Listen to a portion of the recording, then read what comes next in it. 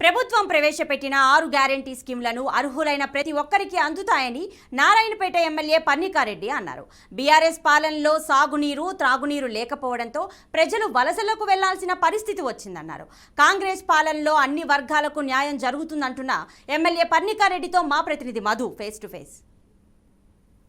తెలంగాణ రాష్ట్ర వ్యాప్తంగా కూడా ప్రవేశపెట్టిన సంక్షేమ పథకాలు ఏవైతే 6 గ్యారెంటీలు అవి ఈరోజు మహబూబ్నగర్ ఉమ్మడి జిల్లా వ్యాప్తంగా కూడా ఇద్దరు మంత్రులు దామోదర్ రాజనరసింహతో పాటు జూపల్లి కృష్ణ ఆధ్వర్యంలో ఈరోజు ఉమ్మడి జిల్లా వ్యాప్తంగా శాసనసభలో హాజరై మేడం ఎట్లా మీరు అంటే ఈ 6 గ్యారెంటీ ఎట్లా ప్రజలకు తీసుకుపోవాలనుకుంటున్నారు? ఎందుకంటే రేషన్ కార్డు చాలా రోజుల నుంచి రేషన్ కార్డులు ప్రతిదానికి రేషన్ కార్డు లింక్ పెడతామంట, దాన్ని ఎట్లా ఇబ్బంది వచ్చింది? ఇప్పుడు ప్రజాపాలన అని చెప్పి ముందుకు వస్తున్నామండి. ఏదైతే 28 నుంచి 6 వరకు ప్రజాసభలు జరగబోతున్నాయో గ్రామంలో జరగబోతున్నాయి.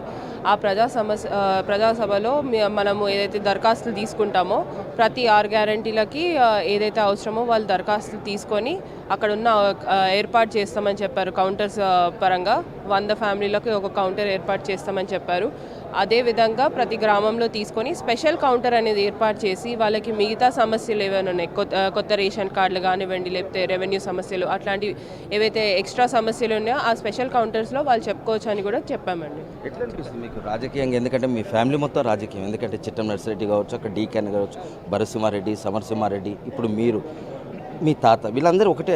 ఎట్లా అనిపిస్తుంది ఈసారి మీ అత్తగారు ఎవరైతే ఉన్న డీకే అన్న వాళ్ళు ఈసారి రాజకీయానికి దూరంగా ఉన్నారు, శాసనసభ ఒక 60 ఏళ్ళ నుంచి చూస్తే కూడా ఇప్పుడు అంటే దూరంగా లేరు, ఈసారి ఉండాల్సిన పరిస్థితి ఎట్లా అనిపించింది? ఇప్పుడు ఒకటే అండి, పార్టీ పరంగా మేము వేరే పార్టీలో ఉన్నాం. ఎవరెవరి పర్సనల్ ఒపీనియన్స్ అవి వాళ్ళవి.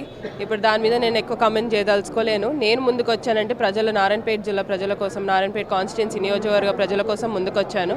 వాళ్ళ సమస్యలు చాలా ఉన్నాయి కాబట్టి వాళ్ళు బాగుపడాలని, ఏదైతే వెనుకబడ్డ ప్రాంతం అని చెప్పి మా నియోజకవర్గం అంటారో అది తుడిపేయాలని చెప్పి ముందుకు వచ్చాం. కానీ ఇతర పార్టీలు అవును మీరు చెప్పినట్టు కుటుంబ పరంగా వేరే వాళ్ళు ఉండొచ్చు, కానీ నేను కాన్సన్ట్రేట్ చేసేది ఇప్పుడు నారాయణపేట నియోజకవర్గం ఒకటే అండి. మీరు అంటే మధ్యలో ఎవరైనా పెడతారా? నేరుగా ప్రజలు నారాయణపేట నియోజకవర్గ ప్రజలు మొత్తం మీకు డైరెక్ట్ వచ్చి మీ సమస్య ఏమైనా మీకు చెప్పుకోవచ్చా?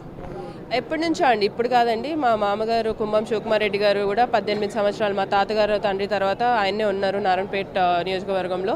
ఆయన కూడా లాస్ట్ 2 సార్లు కూడా ఓడిపోవడం జరిగింది, మీ అందరికి తెలిసిన విషయమే అది కూడా. ఆయన ముందు నుంచి కూడా ప్రజలకి చేరుగా ఉన్న మనిషే. ఎప్పుడు కూడా ఇంటి తలుపులు అనేది మేము ఎప్పుడు కూడా మూసుకోలేదు, ఇప్పుడు కూడా మూసుకుంటలేము కూడా. అది ప్రజలకు దగ్గరగా ఉండి ప్రజల సమస్యలు అనేది కూడా మాకు తెలుసు, ఎలా ఉంటుందో సమస్యలు అనేది కూడా మాకు అవగాహన ఉంది. కాబట్టి ప్రజలను దగ్గర నుంచి చూసిన వాళ్ళం కాబట్టి తప్పకుండా ఇద్దరం కలిసి పనిచేస్తామండి. ఇది తాగునీరు, సాగునీరు సమస్య తీర్చిన తర్వాతనే వలసలు ఆగిపోతాయంటూ కూడా నారాయణపేట శాసనసభ్యురాలు పన్నికారెడ్డి అంటున్నారు. కిరణ్తో మహబూబ్ నుంచి మీ